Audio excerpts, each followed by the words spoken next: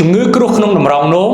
គឺអាចនឹងកើតឡើងចំពោះមនុស្សគ្រប់វ័យទាំងអស់ជាពិសេសទៅលើបងប្អូនដែលកំពុងតែមានវ័យចន្លោះពី30ទៅ40ឆ្នាំ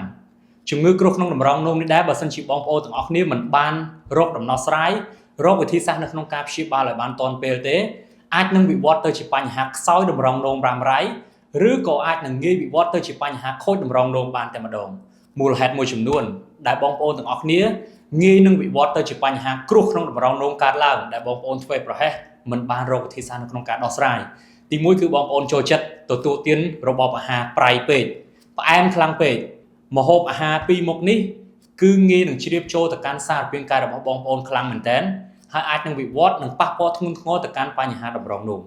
ទី2បងប្អូនមិនសូវបានទទួលទានទឹកគ្រប់គ្រាន់ទទួលទានទឹកតិចពេកគឺមិនមានសារជាតិចិញ្ចឹមផ្សេងៗទៅកាន់សារពាង្គកាយមិនអាចលំហូរទៅកាន់តម្រងនោមបានល្អនោះទេទី3វត្តមាននៃជំងឺទឹកនោមផ្អែមបើសិនជាបងប្អូនទាំងអស់គ្នាកំពុងតែមានបញ្ហាជំងឺទឹកនោមផ្អែមគឺងាយនឹងវិវត្តទៅបញ្ហាតម្រងនោមខ្លាំងមែនទែនងាយធ្វើឲ្យតម្រងនោមខ្សោយងាយប៉ះពាល់ទៅលើបញ្ហាតម្រងនោមទៅជាមានបញ្ហាគ្រោះក្នុងតម្រងនោមផ្សេងៗទី4បងប្អូនមានបញ្ហាធាត់លើសទម្ងន់ក៏ជាកត្តាជះហានិភ័យខ្លាំងទៅលើបញ្ហាតម្រងនោមដូចគ្នាទី5ចុងក្រោយគេបងប្អូនដែលចូលចិត្តទទួលទានស្ករច្រើនដាក់នៅក្នុងភេសជ្ជៈដែលមានជាតិស្ករខ្ពស់ជាតិផ្អែមខ្ពស់នេះឯង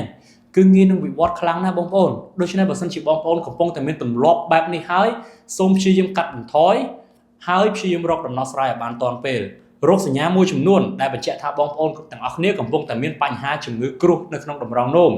ទី1គឺអាសានោមញឹកនោមទាស់នោមមិនអស់ឈឺក្តៅក្រហល់កាហាយនៅពេលបន្ទោបង់ទី2គឺមានអាការៈឈឺចុករោយតាមចង្កេះឆ្អឹងខ្នងពិបាកនៅក្នុងការបត់បែនពិបាកនៅក្នុងការធ្វើចលនាមែនទែនដូច្នេះបើសិនជាបងប្អូនទាំងអស់គ្នាកំពុងតែមានរោគសញ្ញាទាំងអស់នេះហើយសូមប្រញាប់រកដំណោះស្រាយឲ្យបានទាន់ពេលអាចទំនាក់ទំនងទៅកាន់អ្នកជំនាញបន្ថែមដើម្បីរកដំណោះស្រាយព្យាបាលទៅលើបញ្ហានេះឲ្យបានទាន់ពេលវេលាកុំឲ្យវិវត្តទៅជាបញ្ហាធ្ងន់ជាងនេះដែលយើងមិនមានវិធីសាស្ត្រនៅក្នុងការព្យាបាលអី